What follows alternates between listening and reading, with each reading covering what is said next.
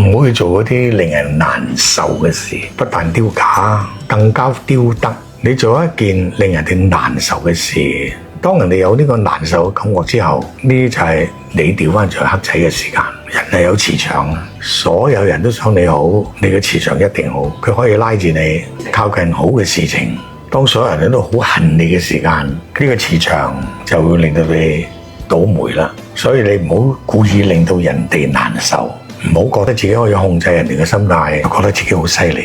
其實黑仔嗰個人先係你啊！大家做翻啲人事，做翻啲有陰德嘅事，譬如幫下啲小同學，幫下人啦。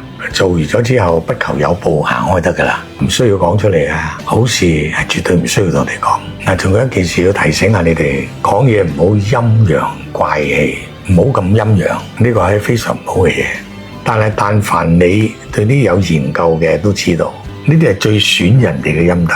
當面一套，背後又一套嘅人，呢啲非常損德啊！最拉尾係一生正氣嗰啲人，或者有護法嘅人，呢啲人都會遠離你，你只會吸引嗰啲陰陽怪嘅人，同埋嗰啲唔吉祥嘅人啦。